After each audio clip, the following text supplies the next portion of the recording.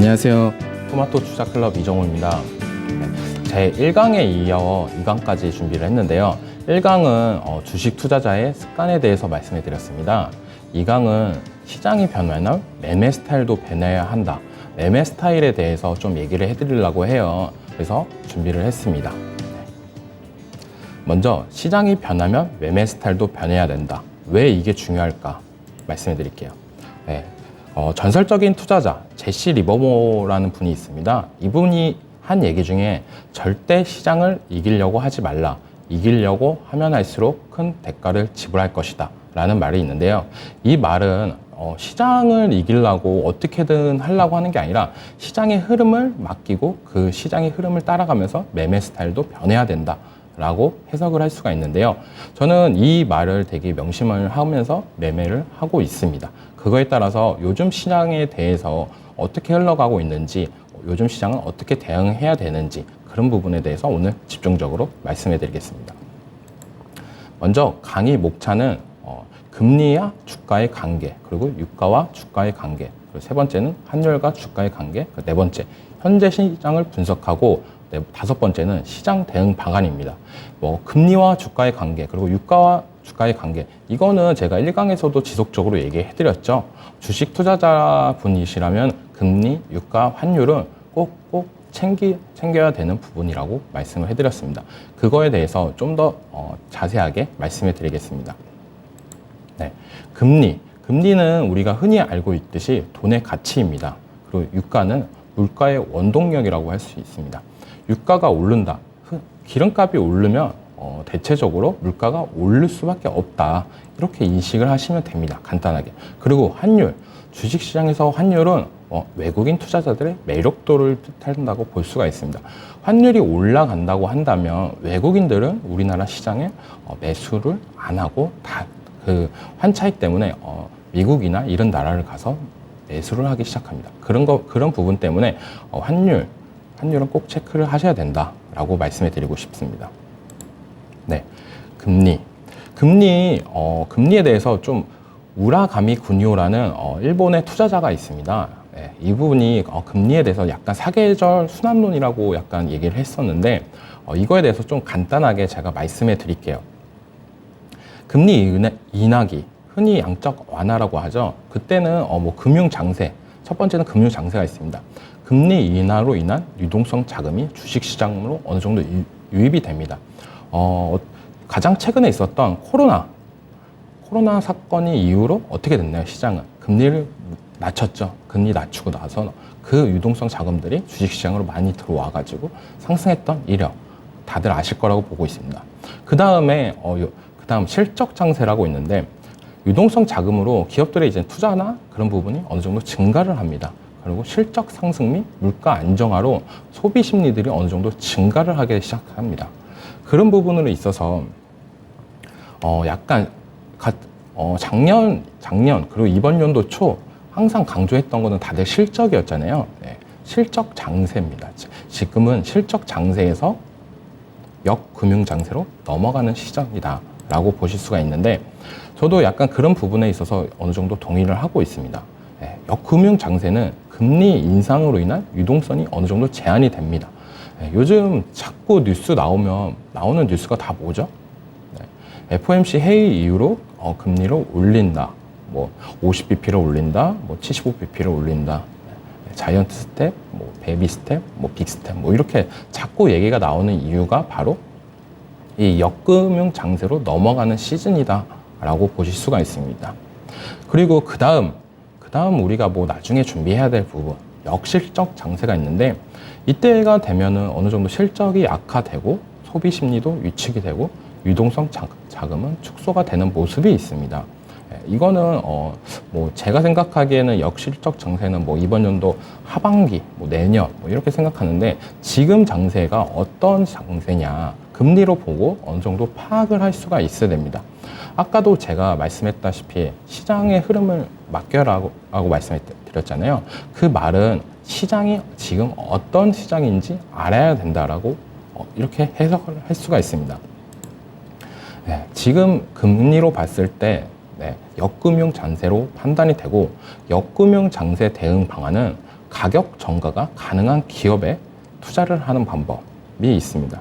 많이 들어보셨을 거예요. 지금 유가도 오르고 물가도 오르는데 그거를 기업에서 떠안는다. 그러면 실적 저하가 될 수가 있는데 어떤 기업들은 이 물가가 오르는 부분을 소비자한테 전가하는 회사들이 있습니다.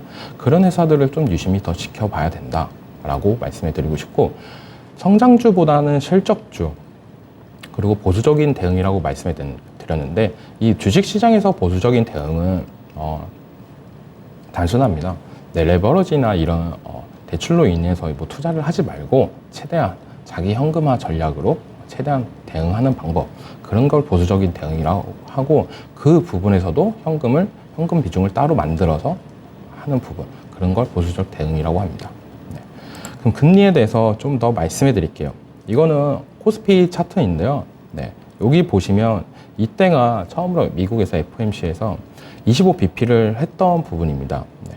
좀 더 자세하게 보시면 하락을 했다가 반등이 나온 부분이 있습니다. 그리고 어느 정도 뒤에 다시 FOMC 회의가 있으니까 그 불안감으로 인해서 다시 하락했던 모습, 그리고 50bp 하고 나서 다시 추가적인 하락을 한 모습, 그 다음에 어느 정도 다시 반등, 네. 그리고 이제 또 얼마 전, 이제 곧 이번 주에 있을 FOMC 회의, 이때도 지금 시장은 그거에 대한 공포감으로 인해서 빠지고 있습니다. 하지만 25bp, 50bp 이때 또 어느 정도 시장은 반등세가 나왔습니다. 물론 공포감이 사라지고 나서 반등세가 어느 정도 나왔다라고 보실 수가 있는데, 그러려면 어느 정도 더 체크를 하셔야 됩니다. 네. 금리는 지금 FOMC 일정은 더 남아 있습니다. 5번이나 더 남아 있습니다. 네. 지금 6월달, 7월달, 9월달, 11월달, 12월달 있는데 아직까지 뭐 확실하게 이번 연도 안에 금리를 얼마만큼 맞추겠다 이런 부분이 없어요. 이거 관련해가지고 연준은 무겁습니다. 왜? 자기가 한 말이 시장에 어떤 파급을 일으킬지 그거를 알 수가 없기 때문에 되게 많이 조심을 하는 거고, 그렇기 위해서 FOMC 회의라는 걸 하면서 미국 연준에서 모여서 다 같이 회의 결과를 통해서 금리를 결정하는 부분이 있습니다. 뭐 시장의 예상치는 어느 정도 있겠지만 그거에 따라서 너무 두려워하지 말라. 어차피 금리는 오를 거다라고 보시는 게 낫습니다. 하지만 우리가 주목해야 될 부분은 어떤 거냐? 바로 이 부분이라고 보실 수 있습니다. 25bp 이후로도 시장은 반등세가 나왔습니다. 네. 그리고 50bp 인상 후에도 반등세가 나왔습니다. 하지만 고점은 지속적으로 떨어지는 모습이 나오는 부분, 네. 코스피 차트를 보시면 어느 정도 알 수가 있습니다. 그래가지고 다들 걱정을 하실 거예요. 이 상승세가 옛날처럼 급등 상승세가 나올까? 그런 부분은 저는 좀 약간 힘들다고 보고 있고, 이번 FOMC에도 그 전까지 공포감으로 극대화를 줄 것 같다. 그리고 난 뒤에 어느 정도 상승세가 나오지 않을까라는 게 생각입니다. 지금 지수로 봤을 때는 관망 장세가 제일 좋습니다. 보수적인 대응이라고 말씀해 드렸잖아요. 약간 불확실성이 있는 장세에서 투자를 안 하는 것도 보수적인 대응의 방법입니다. 이런 부분이 필요한 시장이다라고 말씀해 드리고 싶습니다. 그럼 금리까지 말씀해 드렸으면 유가를 볼게요. 유가 흔히 말해서 원유라고 볼 수도 있어요. 뭐 오펙 플러스 많이 들어보셨을 거라고 생각이 들어요. 오펙에서 뭐 생산량을 증가한다, 생산량을 절감한다, 뭐 이런 얘기를 많이 들었을 것 같은데, 뭐 원유라는 게, 유가라는 게 어떤 부분을 차지하냐, 우리 실생활에 무지막지하게 많이 들고 있어요. 대표적인 예로 우리가 물건을 사기 위해서는 어떻게 되나요? 공장에서 물건을 찍습니다. 그리고 만든 물건을 화물차나 이런 부분에 실어서 이동을 합니다. 그런 부분 운송비가 들고요. 공장을 돌리기 위해서는 뭐가 필요하나요? 에너지가 필요합니다. 그런 부분에 관련해 가지고 유가는 큰 부분을 차지하고 있다. 그래서 원자재 가격의 주된 요인이 된다라고 보시면 됩니다. 이런 부분이 유가가 상승이 지속이 된다면 기업들의 입장에선 이익 감소가 될 수가 있습니다. 이게 순차적으로 상승이 되고 어떻게 된다면 기업들이 어느 정도 준비를 하는 부분이 있겠지만, 이번 러시아 우크라이나 사태로 인해서 유가가 급등락되는 모습이 나왔습니다. 그거에 따라서 기업들은 어느 정도 피해를 봤다라고 보실 수 있는데, 여기서도 아까도 제가 말씀했다 말씀드렸다시피 이런 원자재 가격 인상이나 이런 부분을 소비자한테 전가할 수 있는 기업, 그런 회사들도 있다라고 말씀을 드리고 싶습니다. 그럼 유가 하락이 되면 어떻게 되냐? 기업들 입장에서는 좋습니다. 운송비가 감소되고 원자재 가격이나 이런 부분이 하락되고 이익이 증가되는 부분이 있기 때문에 있습니다. 경제 성장기에서는 근데 유가가 상승을 할 수가 있어요. 호황으로. 왜냐하면 이렇게 생각을 해보세요. 경제가 너무 잘 돌아가요. 잘 돌아가면 기업들 입장에서는 많은 물류 비용이 발생할 거고, 그 다음에 원자재가 더 추가적으로 들어갈 거고, 이런 부분에 있어서 경제 성장기에서는 유가 상승은 수요 증가로 해석이 되고 긍정적으로 볼 수가 있다. 하지만 단기 상승, 단기 하락 뭐 이런 부분에 있어서 유가 단기 상승은 악재다라고 보실 수 있습니다. 네. 유가에 대해서 유가는 요즘에 가장 큰 이벤트가 있었죠.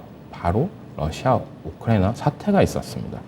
2월 24일 날 러시아가 우크라이나를 침공을 하는 부분이 있었습니다. 이날 유가가 거의 선물 차트로는 거의 10%까지 올라갔다가 종가는 어느 정도 보합 마감 정도로 했는데 그 이후로 추가적인 상승세가 나와줬던 부분이 있습니다.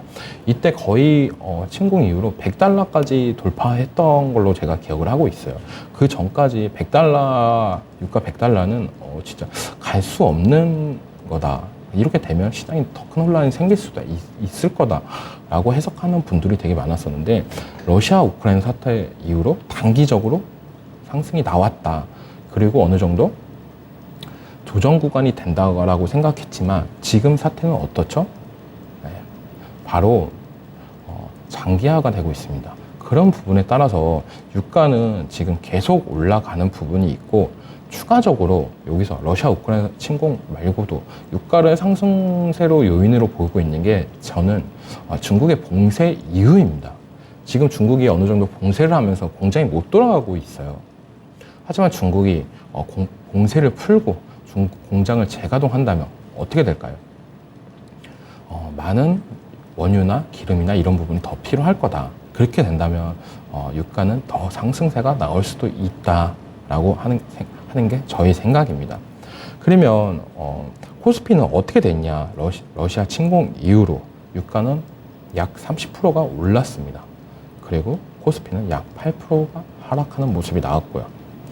이걸로 봤을 때 우리는 유가가 지수에 어느 정도 관계를 차지하고 있다라고 해석을 할 수가 있고 유가의 상승은 우리나라 지수에 어느 정도 악재로 받아들일 수가 있다라고 생각을 할 수가 있습니다.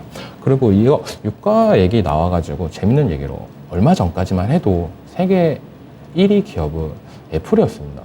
하지만 이렇게 유가가 오르고 나서 아람코가 그 자리를 1위 자리를 탈환했는데 그런 부분에 있어서 유가는 지수의 많은 부분을 차지한다라고 생각을 해주시면 되겠습니다. 네. 현재 유가를 간단하게 말씀해 드릴게요. 지금은 경제 성장기의 수요로 인한 증가보다는 러시아 우크라이나 전쟁으로 인한 유가 상승이 주된 요인이라고 판단이 되고 있습니다. 네. 그리고 코로나 이후로 어땠나요? 공장들의 생산이나 이런 부분이 증대가 됐습니다. 우리가 팬데믹 이후로 어땠나요? 이제는 진짜 공장 못 돌아가고 뭐 이렇게 되는 거 아니냐. 하지만 시장의 유동성 자금 투입으로 인해서 사람들은 돈이 풀리면서 소비나 이런 부분이 증가를 하면서 공장은 생산성은 더 많아졌다. 그래서 기업들은 그걸로 인해서 수익을 많이 봤다라고 보실 수 있고 유가 급등으로 인한 기업들의 이익 감소가 지금은 어느 정도 발생을 하고 있는 시기라고 저는 보고 있습니다. 네, 그래서 지수가 어느 정도 하락하는 모습도 있고요. 하지만 여기서 잘 찾아보신다면 이런 원자재 값이 상승을 해도 그 부분을 소비자한테 전가할 수 있는 기업들은 분명히 존재한다라고 말씀을 드리고 싶습니다. 네. 그 다음으로 환율입니다. 환율은 제가 간단하게 외국인들의 투자 매력도라고 말씀을 해드렸는데요. 환율과 주가의 관계에 대해서 간단하게 설명해 드릴게요. 환율이 상승을 한다. 그럼 외국인들의 환차익으로 인한 매수세가 감소하게 됩니다. 네. 이런 부분은 어쩔 수가 없죠. 네. 그런 부분은 왜 발생을 하냐. 이것도 간단하게 제가 설명을 드릴게요. 만약에 우리나라에서 지금 환율이 올라간다고 생각을 해봅시다. 올라가고 있어요. 지금 환율이 1,300원을 거의 웃도는 1,200원 후반대인데 만약 이 환율이 더 올라가서 1,500원까지 갔다고 봅시다. 그러면 외국인들은 우리나라에 투자할 때 어떻게 투자를 할까요?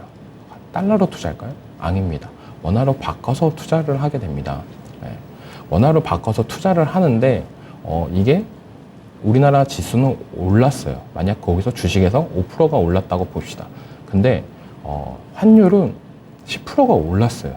그러면 외국인 입장에서는 손해입니다. 이렇게 환차익이 발생을 할 수가 있어가지고 이렇게 환율이 오르는 때 이럴 때는 외국인들의 우리나라의 국내 증시에 대해서 매수세가 감소한다 라고 보실 수 있습니다. 요즘 뉴스 많이 보시면 많이 느끼실 거예요. 외국인들이 매수세가 거의 안 들어오고 있다는 거. 거의 개인들 그리고 우리나라 기관 투자자 거의 그렇게 보는데 외국인들의 매수세가 지금은 약간 감소하고 있다라고 보실 수 있습니다.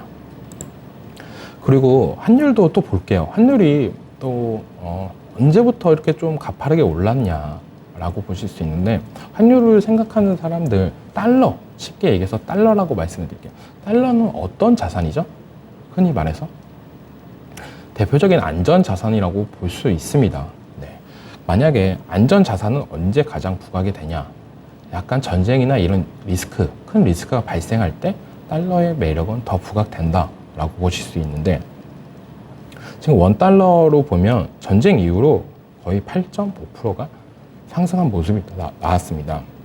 이게 어마어마한 수치입니다. 그래가지고 요즘 외국인들의 매수세가 어느 정도 줄고 있다라고 보실 수 있고 여기 보시면 가장 최근 차트 보시면 어느 정도 하락했던 부분이 있는데 여기서 보시면 이 부분 하락했던 부분이 있는데 이 부분에서는 이때는 외국인들 매수세가 어느 정도 나왔습니다. 하지만 점차 올라가는 추세 때는 다시 외국인들의 매수세가 나오는 부분이 있었고요. 네. 이거에 따라서 환율은 중요하다. 우리나라 시장에서 아주 중요한 포인트를 갖고 있다라고 생각을 해주시면 됩니다. 그러면 지금 시장에서 환율을 어느 정도 분석을 해드릴게요. 네, 환율은 지금 상승기에 있습니다. 오늘도 뉴스를 지속적으로 나왔었는데 거의 장중에 거의 1,300원까지 육박하는 모습을 보이다가 어느 정도 하락세가 나왔어요. 그러면서 지수도 어느 정도 다시 한번 반등세가 나오는 모습이 나왔는데 환율은 아직도 1,300원 그 부분에 있다라고 보실 수가 있습니다. 환율 상승은 외국인의 환차익으로 인한 매수세 감소가 나오고 지금 환율 상승은 미국 금리 인상으로 인한 달러와 매력도 증가가 되고 있습니다. 이 말은 뭐냐? 이것도 되게 쉽게 설명을 해드리자면 미국에서 금리를 올립니다. 네. 미국은 이렇게 생각을 할게요. 미국은 1금융권이고 대한민국은 2금융권이라고 말씀을 해드릴게요. 쉽게. 미국에서 금리를 올려요. 1금융권에서 금리를 올립니다. 근데 2금융권이 그거에 따라서 금리를 못 올리고 있다. 라고 한다면 여러분 같은 경우에는 적금을 든다면 어디 나라에 투자를 하실까요? 네. 더 탄탄하고 튼튼한 1금융권에다가 투자를 하시겠죠. 네, 적금을 드시겠죠. 그거에 따라서 그런 것처럼 미국이 금리 인상을 하면 우리나라에서는 그거에 발맞춰서 못 따라간다고 하면 저는 악재라고 보고 있습니다. 왜냐하면 외국인들의 자금 이탈이나 이런 부분이 더 가속화될 수가 있다라고 생각하는 게 저의 생각입니다. 네. 두 번째로 러시아 우크라이나 전쟁으로 인한 안전자산 선호도 증가가 이 부분도 어느 정도 크다고 볼 수가 있습니다. 러시아와 우크라이나 전쟁으로 인해서 안전자산 선호도가 되게 증가했습니다. 달러뿐만 아니라 금도 전쟁 이후로 큰 상승세가 나왔던 부분이 있는데 이건 다들 아실 거라고 보고 있습니다. 뭐 돌잔치나 이런 부분을 할 때 금 한돈을 옛날에는 뭐 25만 원에 샀던 것 같은데 요즘에는 거의 30만 원 정도 육박하는 돈을 주면서 사는 부분 이런 부분을 봤을 때 러시아와 우크라이나 전쟁으로 인해서 안전자산 선호도가 증가하는 부분이 있구나 라고 생각을 하시면 됩니다. 대표적인 게 달러 그리고 금이 있다 라고 생각을 해주시고 러시아 우크라이나 전쟁 및 미국의 금리 인상 이렇게 총합적으로 봤을 때 환율은 지금 상승세 구간이다 라고 보시면 되고, 이거에 대해서 지금 우리나라도 많은 노력을 하고 있는 거라고 저는 판단이 돼요. 저번에 바이든 대통령이 왔을 때 뭐 윤석열 대통령님이 뭐 통화 스와프 얘기까지 나왔던 부분이 있습니다. 그 부분이 당시에 약간 이때라고 보시면 돼요. 바이든 대통령 내한 때. 이때 떨어져 있는 부분. 약간 이런 부분이 이슈가 나오면서 어느 정도 하락을 하고 지수는 어느 정도 반등세가 나왔던 부분이 있는데, 뭐 약간 지금 1,300원대를 저항을 하고 있으면서 달러가 못 올라가고 있는 부분이 있지만, 우리도 주식하시는 분들이라면 다들 아실잖아요. 이 부분을 만약 넘긴다면 어떻게 될까요? 네. 만약 돌파를 한다면 더한 상승세가 나올 수가 있다라고 보시면 되는데, 그렇게 되게 안 하기 위해서 우리나라도 갖은 노력을 하고 있다라고 생각을 해주시면 됩니다. 만약 1,300원대가 온다면 우리 투자자분들은 이렇게 생각을 하시면 됩니다. 지수가 더 떨어지겠구나. 그럼 만약 내가 투자를 한다면 어떤 종목에서 투자를 해야 되냐라고 생각을 했을 때, 환율, 만약 수출이나 이런 부분이 더 많이 하는 기업, 그런 부분을 노리는 것도 괜찮은 전략이다 라고 말씀해 드리고 싶고, 그래도 큰 지수를 숲으로 봤을 때는 전체적인 하락 추세니까 약간 보수적인 대응이 필요하다. 그런 종목이 있더라도, 아주 매력적인 종목이 있더라도 보수적인 대응은 비중 관리를 해주는 겁니다. 이게 지수 상승기에는 이렇게 생각을 하시면 됩니다. 지수 상승기에는 너무 매력적인 종목이 있어요. 그러면 제 기준으로 뭐 20% 정도 투자를 하겠지만, 요즘같이 시장이 매력도가 없다라고 느끼고, 그리고 보수적인 대응이 필요하다라고 할 때는 아무리 매력적인 종목이라도 10% 정도 하시는 거, 이런 부분이 더 괜찮다라고 말씀을 해드리고 싶습니다. 네. 그럼 전체적으로 환율 분석까지 됐고, 그럼 현재 시장에 대해서 알고 가셔야 되겠죠. 전체적으로 조금 종합적으로 얘기를 했습니다. 네. 금리 인상으로 인한 유동성 제한. 네. 지금 금리 인상으로 유동성이 제한이 되고 있다라고 보실 수 있습니다. 근데 이게 또 이게 어떻게 되냐면, 얼마 전까지만 해도, 작년까지만 해도 명품들의 리셀 시장, 뭐 재판 시장, 이런 시장이 엄청나게 많았습니다. 네, 그리고 뭐라고 그래야지, 백화점에 줄 서는 분들도 되게 많았습니다. 이게 뭐냐, 시장에서 돈을 많이 뿌리니까 그 돈을 인해서 어느 정도 사람들의 소비 심리가 많이 늘어났던 부분이 있죠. 하지만 요즘에 어땠나요? 네, 뭐 명품들의 가격 인상 때문에 줄 서는 행렬이 많이 줄어들었던 부분도 있겠지만, 약간 리셀 가격이나 이런 부분이 점차 하락하는 부분도 발생을 하고 있습니다. 그런 부분을 봤을 때 시장은 어느 정도 유동성이 제한이 되고 있다라고 보실 수 있습니다. 주식시장에서만 이런 걸 답을 찾는 것보다도 우리나라 경제가 어떻게 돌아가는지, 사회가 어떻게 돌아가는지, 그런 포인트를 봤을 때도 시장은 유동성 제한이 되고 있구나 라고 체크를 하시는 것도 우리 주식 투자자라면 어느 정도 좋은 습관이라고 말씀드리고 싶습니다. 그리고 러시아, 우크라이나 장기화로 인한 유가 상승, 이게 어떻게 보면은 저는 가장 큰 부분이라고 보고 있습니다. 아까도 얘기했다시피 원자재 값 상승으로 인해서 소비자한테 전가하는 회사들이 있겠지만, 대다수의 회사들은 그런 부분을 단기간에 하기가 쉽지 않습니다. 네. 그런 부분에 있어서 기업들의 실적 악화가 될 거고, 물가는 상승할 수가 밖에 없다라고 보실 수 있는데, 이거를 봤을 때만 봐도 바로 뭐가 있냐. 대표적으로 얼마 전에 발표했던 미국 소비자 물가 지수가 있잖아요. 작년 대비 8.8%인가? 네, 그만큼 상승하는 모습이 나오면서 실제 예상치보다 더 높게 나오는 부분으로 인해서 지금 시장이 많이 떨어졌던 부분인데, 물가 지수가 올라간다는 거는 어떻게 되냐면,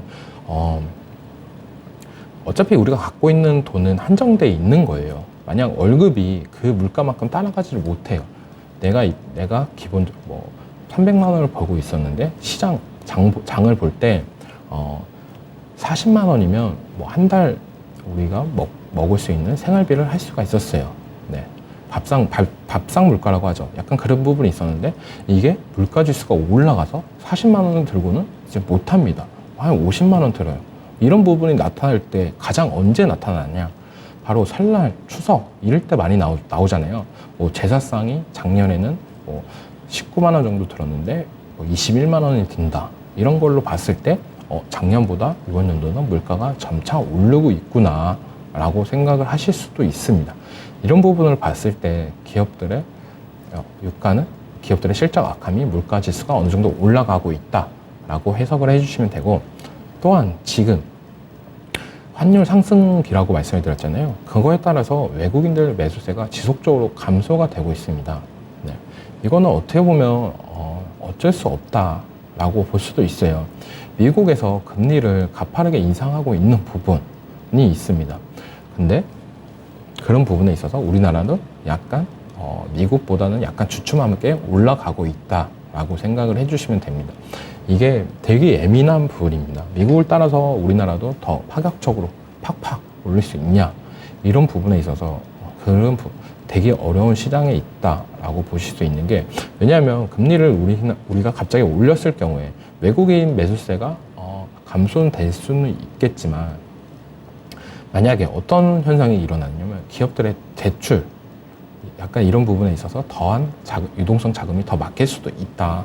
그런 부분을 고려해서 우리나라도 어느 정도 금리 인상을 올려가고 있다라고만 보시면 됩니다. 그럼 전체적으로 얘기를 했을 때 제가 말씀드린 게 금리, 유가, 환율이라고 말씀을 드렸습니다. 근데 이 세 가지가 지금 좋아 보이는 게 있나요? 저는 없다고 보고 있습니다. 지금 시장은 어떻게 보면 악재만 있는 시장이다 라고 보실 수가 있는데, 네, 맞습니다. 진짜 악재만 있는 시장입니다.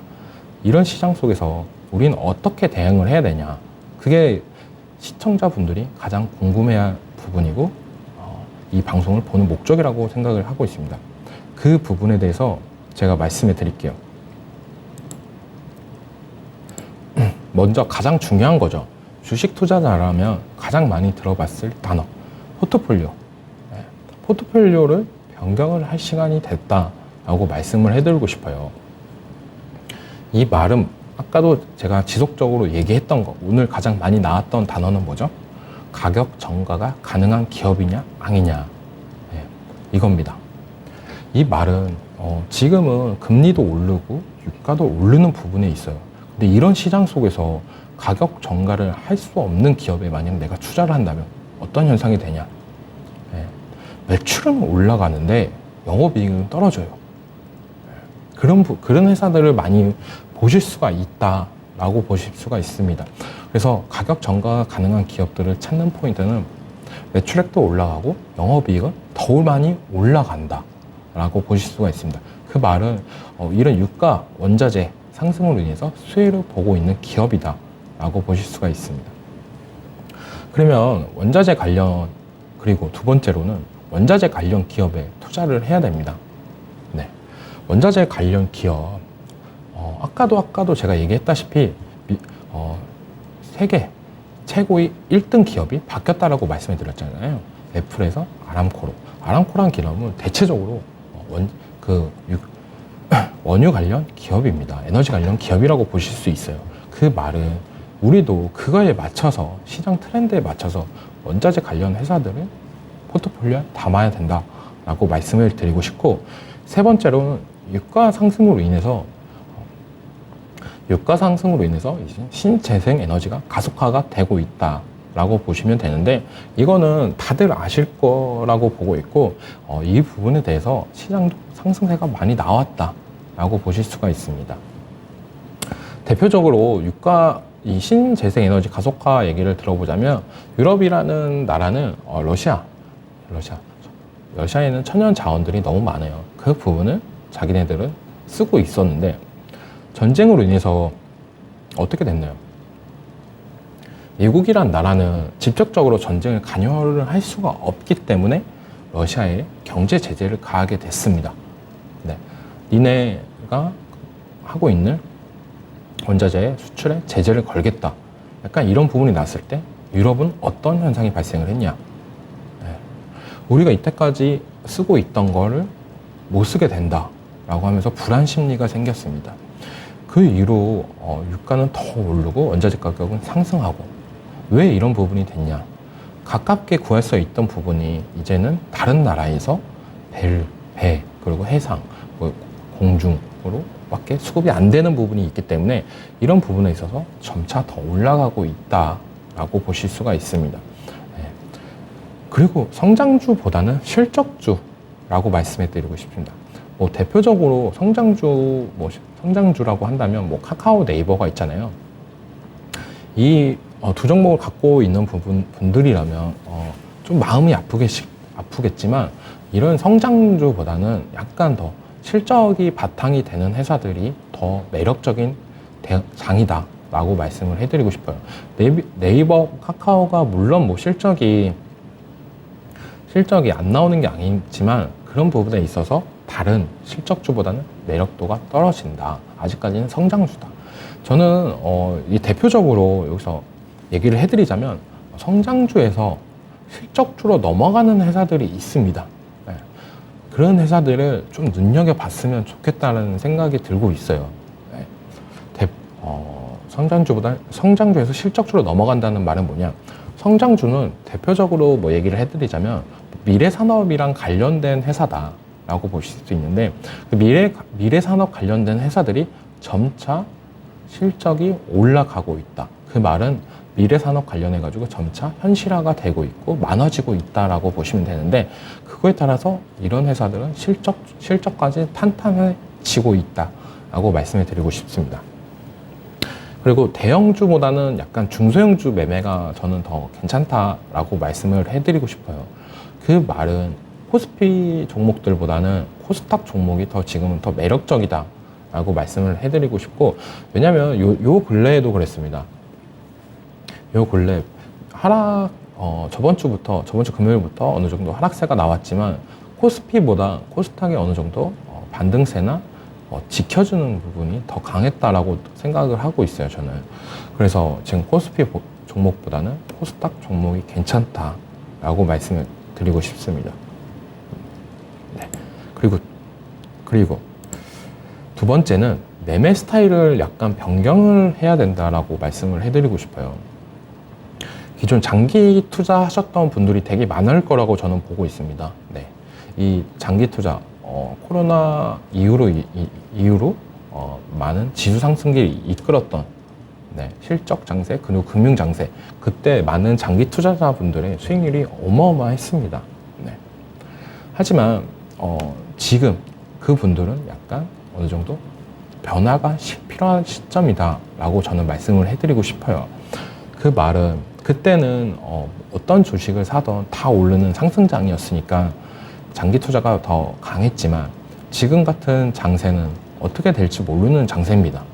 네. 오늘 지수가 저점에서 어느 정도 반등세가 나오는 모습이 나왔지만, 이 미국 장세에서 다시 한번 꼬꾸라진다면 다시 어떻게 될지, 우리나라는 추가적인 하락세가 나올 수도 있다라고 말씀을 해드리고 싶어요. 지금 미국 선물 지수가 어느 정도 반등세가 나오면서 지금 우리나라 지수가 반등세를 따라간 모습인데, 미국은 금요일 그리고 월요일 하면서 지금 어마어마한 하락세가 나왔다라고 보실 수가 있어요. 근데 우리나라는 그거에 비해서 그렇게 큰 하락세는 없었습니다. 하지만 반등도 우리나라가 먼저 나오고 있는 모습, 이런 모습을 봤을 때 시장은 한치 앞을 모르는 길을 걷고 있다. 이런 시장에서는 장기 투자보다는 단기적 투자가 더 매력이 높다라고 보실 수 있습니다. 그리고 다들 고점에서 파는 걸 좋아하시잖아요. 물론 저도 그렇고요. 네. 근데 고점에서 팔라고 한다면 어떤 부분을 감수해야 되죠? 고점을 간다면, 고점에서 판다는 건 뭐냐? 저항을 돌파하고 추가적인 상승세까지 노려볼 수 있는 구간이라고 말씀을 해드리고 싶은데, 하지만 고점에서 파는 전략보다는 지금은 수익을 챙겨가는 전략이 좋다라고 말씀을 해드리고 싶어요. 그 말은 뭐냐? 아까도 얘기했다시피 오늘 내가 들어간 주식이 3%, 5% 상승세가 나왔어요. 지수가 하락하는데 강하게 버텨주네? 그럼 다음에도 더 올라가겠지? 라고 하지만 다시 시장은 또 변할 수가 있습니다. 요즘 가장 빠른 게 뭐냐면 테마의 순환매입니다. 진짜 오전장에 올라갔던 종목들, 오후장에 올라갔던 종목들 완전히 차이나는 모습이 나오고 있는 시장이에요. 지금 엄청 빠르게 돌아가고 있습니다. 네. 그런 시장 속에서 우리는 어떻게 대응을 해야 되냐? 바로 다들 얘기하는 말, 분할 매도. 이 얘기는 이제는 좀 많이 지켜줬으면 좋겠다라고 해서 말씀을 더 강조해 드리겠습니다. 그 전까지는 고점 매도를 노려보시는 것도 좋다라고 많이 얘기를 했는데 하지만 지금 시장은 약간 분할 매도 전략이 제일 좋다. 오늘 사서 수익권이 됐다라고 하시면 바로 수익을 약간 어느 정도는 챙겨가야 되는 습관이 좋다라고 말씀을 드리고 싶습니다. 시장의 종목은 계속 나옵니다. 좋은 종목들은 계속 나옵니다. 하지만 수익을 못 챙기고 만약 5%대 상승, 5%대 수익권이었는데 이게 시장이 갑자기 그런 급락으로 인해서 마이너스가 된다라고 했을 때 요즘 같은 시장에서는 마인드가 깨질 수가 있습니다. 저는 이런 부분에 있어서 약간 하락장 그리고 지수가 하락하는 부분 이런 장세에서 제일 중요한 건 마인드라고 생각을 하고 있습니다. 누구든지 다 떨어지고 있습니다. 지금 내 계좌만 떨어지는 게 아니라 미국도 떨어지고 유럽도 떨어지고 한국도 떨어지고 있고 다 떨어지고 있습니다. 이런 시장 속에서 만약 내가 수익이 났는데 그걸 못 챙기고 다시 마이너스가 됐다라고 한다면 더 큰 마인드가 깨질 수가 있다라고 저는 보고 있고 그런 부분에 있어서 분할 매도는 지금 시장에서는 꼭 지켜 주셔야 된다라고 말씀을 해드리고 싶습니다. 작은 수익보다는 큰 손실을 방지하는 거. 이 말은 뭐냐? 기계적인 손절을 가능해야 된다는 부분이 있습니다. 기계적인 손절이 뭐냐? 아무리 좋은 주식, 아무리 매력 있는 주식이라도 손절은 정해놓고 가야 됩니다. 라고 말씀을 해드리고 싶어요. 근데 아까도 얘기했다시피 보수적인 대응이라고 말씀해 드렸잖아요. 보수적인 대응 시장에서는 이 손절 가격도 타이트해집니다. 기존에 내가 뭐 마이너스 5%건 아니면 뭐 5일선 이탈, 뭐 21선 이탈 시 손절 이런 부분이 있었지만 요즘같이 보수적인 시장에서는 어떤 전략을 해야 되냐? 손절을 어느 정도 더 짧게 가져가야 된다라고 말씀을 해드리고 싶어요. 손절을 짧게 가져가고 그 다음에 재차 재진입을 하는 게 더 매력적인 방법이다. 그게 지금 시장을 대응하는 방법이다라고 말씀을 해드리고 싶습니다. 네. 그럼 한번 매매 스타일로 한번 정리를 해드리자면, 네. 단기적인 투자, 그리고 분할 매도, 그리고 기계적인 손절. 이 세 가지 단어는 꼭 기억해 주셨으면 좋겠습니다. 그 전까지 상승장에서는 장기 투자, 그리고 고점에서 파는 전략, 네. 그런 부분이 제일 좋았겠지만, 그럴 때는 손절보다는 약간 추가 매수가 더 좋았습니다. 네. 하지만 지금 시장은 기계적인 손절이 더 좋다라고 말씀을 드리고 싶습니다. 그러면 마지막으로 세 번째, 현금의 중요성에 대해서 말씀을 해드리고 싶어요. 네. 여기도 또 말씀해 드리는 게 잦은 매매보다는 보수적인 대응이다. 이 말은 뭐냐? 잦은 매매, 수익이 날 구간에서는 좋습니다. 아까도 얘기했다시피 근데 잦은 매매가 언제 가장 많이 발생을 하냐? 지금 같은 시장에서는 바로 내 계좌가 너무 파래졌어요. 네. 너무 마이너스가 심해집니다. 그래가지고 이 시장을 어떻게 대응을 해야 되냐라고 생각을 했을 때 대다수의 투자자들은 손절 난 게 너무 힘들어. 그래가지고 그 손절 종목을 팝니다. 그리고 다른 종목으로 갈아타요. 그 말은 그때 어떻게 될까요? 바로 내동매매가 발생을 됩니다. 네. 내 주식 너무 떨어져가지고 빨간불 들어오는 거, 그리고 상승률 상위에 있는 종목으로 올라가지만 내가 들어갔을 땐 떨어지는 부분이 발생을 합니다. 그런 부분이 발생을 하기 때문에 지금 시장에서는 잦은 매매보다는 보수적인 대응이라고 말씀을 해드리고 싶어요. 내가 만약 손절을 했다라고 한다면 다른 종목을 들어가려고 생각을 하지 마시고 한 번 더 생각을 하시는 거죠. 좀 차분한 마음으로 마인드를 어느 정도 유지를 한 다음에 그 다음에 종목에 접근하는 게 좋다라고 말씀을 해드리고 싶어요. 그리고 현금도 종목이라는 생각을 가졌으면 좋겠습니다. 지금 시장에서는. 왜냐하면 지금 시장에서 가장 중요한 거 어떤 분이 가장 부러울까요? 네. 지금 현금 들고 있는 분들이 가장 부럽게 느껴지실 수도 있습니다. 주식이 지금 비중이 100%이신 분들은 현금을 들고 있는 분들이 가장 부럽다라고 볼 수가 있는데, 그런 분들은 그런 생각을 갖고 있어요. 아, 현금도 종목이다. 왜냐하면 만약에 금리가 올라간다는 거는 반대로 아까도 말했다시피 금리가 올라간다는 건 지수에는 어느 정도 하락이 발생이 됩니다. 그 말은 뭐냐?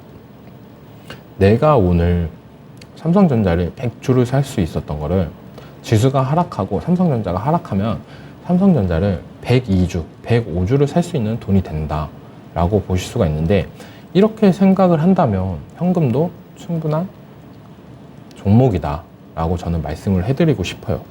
이렇게 요즘 다 정석입니다. 지금 다시 한번 짚어보시자면 시장 대응 방안 다 간추려서 마지막으로 정리를 해드릴게요. 첫 번째, 포트폴리오 변경이 필요한 시점이다 라고 말씀을 해드리고 싶고, 두 번째, 매매 스타일 변경이 필요하다. 그리고 세 번째, 현금의 중요성이 필요한 시장이다 라고 말씀을 해드리고 싶어요. 낮은 현금의 중요성이 중요한 시장이다 라고 말씀해드리고 싶고, 여기서 시장 대응 방안에서 가장 좋은 말을 해드릴게요. 우리가 코로나 이후로 상승세를 봤습니다. 진짜 어마어마한 상승세를 봤어요. 진짜 항상 박스피라고 놀림받던 코스피가 3,000포인트를 돌파하는 모습까지도 우린 다들 지켜봤습니다. 그러면서 지금 다시 주춤하는 모습이 나오고 있는데, 그 말은 끝없는 상승도 없듯이 끝없는 하락도 없다라고 말씀을 해드리고 싶어요. 그리고 현금이 있어야 기회를 잡는다. 이거는 필수입니다. 왜냐하면 주식에 지금 다 갖고 있다면 되게 좋은 재료가 나왔어요. 근데 내가 봤던 뉴스 시간이랑 내가 차트를 본 시간이 되게 근접해요. 이 부분은 이런 종목들은 추가적인 상승세가 더 강할 거라고 느낄 수도 있습니다. 네. 근데 만약 현금이 없다라면 어떤 일이 발생을 할까요? 네. 만약 기회를 못 잡는다라고 말씀을 드리고 싶어요.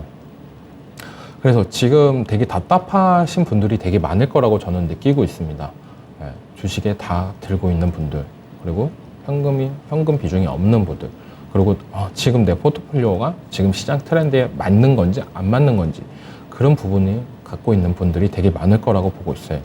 하지만 제가 오늘도 계속 강조했던 부분을 잘 생각을 해주시고 만약 보신다면 괜찮은 시장 대응 전략이 되지 않을까라는 게 저희 생각입니다. 네. 그래서 오늘 강의는 제일 중요한 거, 포트폴리오 변경이 필요한 시점, 그리고 매매 스타일 변경, 그리고 세 번째는 현금의 중요성이 필요한 시점이다 라고 말씀을 드리고 싶고, 이걸로 오늘 강의 2강 이걸로 마무리하겠습니다. 네. 그리고 오늘 이제 방송 끝나고 7시 10분부터 급락장, 제가 말씀해 드렸던 이 하락장에서도 강한 섹터와 종목들을 공개해 드릴 예정입니다. 그래서 지금 많이 포트폴리오나 이런 부분에 있어서 많은 고민하신 분들이 많을 거라고 생각이 들어요. 그래서 오늘 방송은 7시 10분부터 진행을 하고 언제까지 할지는 모르겠어요. 여러분들의 그 고민거리가 다 해결해 드릴 때까지 진행할 예정이니까 많이 들어오셔서 이런 지금 허시탐탐하게 자기 종목이나 이런 부분 많이 물어봤으면 좋겠습니다. 네, 방송 시청해 주셔서 감사합니다.